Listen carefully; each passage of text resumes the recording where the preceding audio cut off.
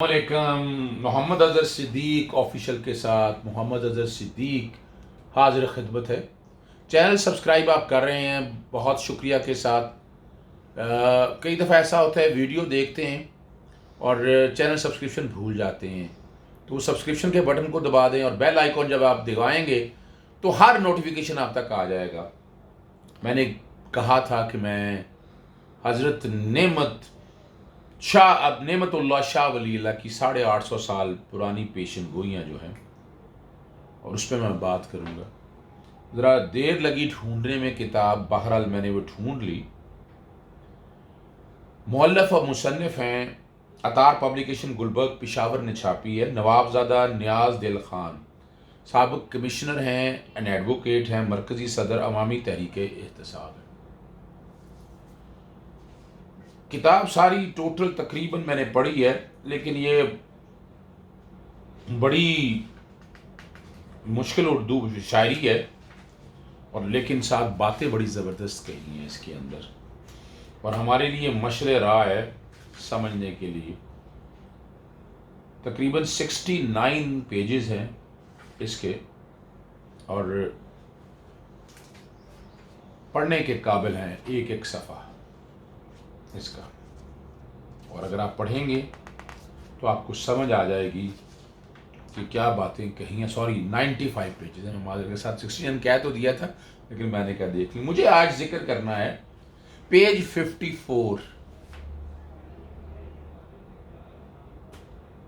44 शेर है। यकजा शोन उस्मा हम चीनी आओ ईरान, फतह कुनैना कुल हिंद गाजियाना। अभी आप चाइना की पेशकदमी इंडियन बॉर्डर्स पे आप देख रहे हैं। कई चीज़ें सामने, हर एक अपना एक ओपिनियन है। मैं बारीकियों में नहीं जाऊंगा, because nation doesn't want to go into the details, they want a result. शेर का तर्जमा क्या है, ज़रा ध्यान से सुनिएगा। तुर्की, चीन और ईरान बहम यकजा हो जाएंगी। ये सब तमाम हिंदुस्तान को गाजियाना तौर से फतह कर लें। देखो, जो मैं एक नाकिस राय के मुताबिक समझा हूं, कह रहा है कश्मीर आज़ाद ही, और कश्मीर आज़ाद नहीं होना था, चूँकि ग़ज़वा हिंद के लिए बहुत अहम है। ये चीज़ें कहाँ से शुरू होनी है, दरियाए काबुल या इंडिया के कॉन्टेक्स्ट में अगर आप देखें, इसमें डॉक्टर इसरार अहमद की साहब की सुनने वाली बात है। मैं नहीं चाहता कि I'm not है, मैं उलमा नहीं हूँ, मैं ना आलमा ना बात करना चाहता हूँ, मैं तो जनरल बात करनी है, लेकिन वो सुनने वाली है, ज़रूर सुनिएगा। और अगले शेर में गलबा कुनन हम चू मोर मल्क शबा शब हका के कौम अफजा बाशद फातियाना। जो सुनिएगा, ये चींटियों और मक्खियों की तरह रातों रात गलबा हासिल कर लेंगे। मैं कसम खाता हूं अल्लाह ताला की कि मुसलमान कौम फातेह होगी। समझिएगा बात। काबिल खरूज साज दर कत्ल अहले कुफार, कफार चुप वारस साजन बसे बहाना। अहले काबुल भी काफिरों के कत्ल करने के लिए आगे निकलेंगे। काफिर लोग दाएं बाएं बहाना साजी करेंगे। अज गाजिया ने सरहद लर्जा जमीन चो मरकद, बहर हसूल मकसद आइंदा वालहाना। सरहद के गाजियों से जमीन मरकद की तरह लर्जेगी, वो मकसद के हसूल के लिए दीवाना वार हो जाएंगे। ऊपर के दो इशार मुस्तकबिल में जरा समझने की बात है। सरहद के गाजी और अफगानिस्तान के मुजाहिदों का कफार के खिलाफ जोरदार जहाद और दीवाना वार जलगार जाहिर करते हैं। अल्लाह अकबर। अज खासो आम आइन जमा तम गरन, दरकार आ फजाइन सद गोना गम अफसाना। फारसी पढ़ते हुए ज़रा अगर थोड़ी बहुत आगे पीछे हो जाए तो माफ़ी कर दीजिएगा, मैं को फारसी इतनी अच्छी नहीं जानता, इसलिए खासो आम सब के सब लोग जमा हो जाएंगे। इस काम में सैकड़ों किस्म के गम की ज्यादती होगी। अब जो मैं अगला पढ़ना चाहता हूं और इसके बाद शायद मैं अपनी वीडियो को इख्ताम की तरफ ले जाऊं। ایک میں نے شعر چھوڑ دیا کسی اور وقت کے لیے، چلیں پڑھ ہی دیتے ہیں، حرج کوئی نہیں ہے، نہیں وہ پڑھنے لگا ہوں میں۔ بعد از فریضہ حج پیش ازاں نماز فطرہ، از دست رفتہ کریند از ضبط غاصبانہ۔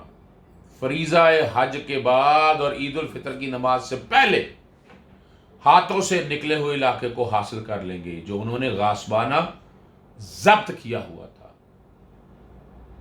اور 49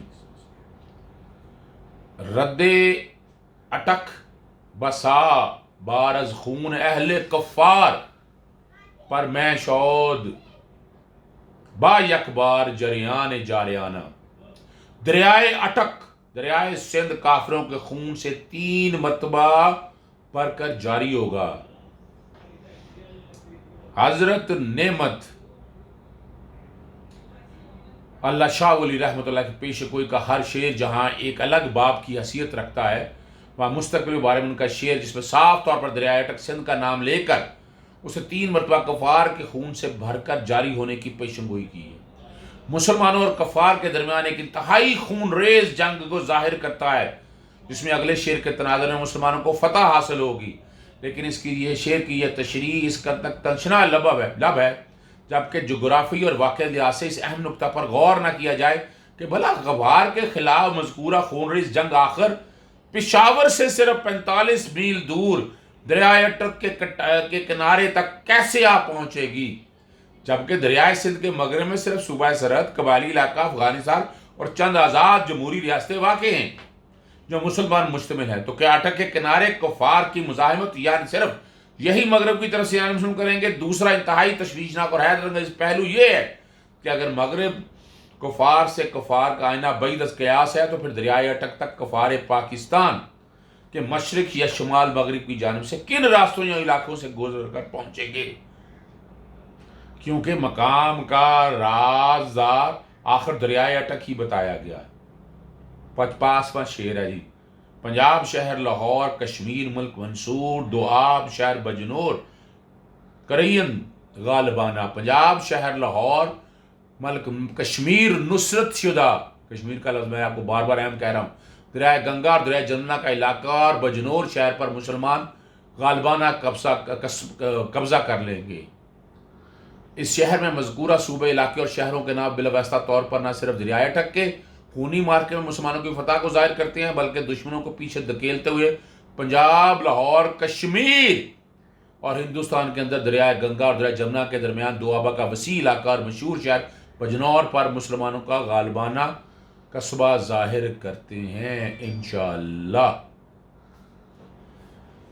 میں پشتون تحفظ موومنٹ کے بارے میں بڑے تحفظات رکھتا ہوں، اور جس طرح فنڈنگ کے حوالے سے باتیں آتی رہیں سی آئی کی طرف سے یا این ڈی ایس کی طرف سے یا امریکہ کی طرف سے، اور جو ثبوت سامنے آیا اور ان کا ایجنڈا نظر آتا ہے کہ ان چیزوں کو روکنے کے لیے کوشش ہو رہی ہے کہ یہ شاید کچھ نہیں کر سکتے، یہ کچھ نہیں بگاڑ سکتے، یہ ہو کے رہنا ہے اور مسلمانوں نے غلبہ حاصل کرنا ہے۔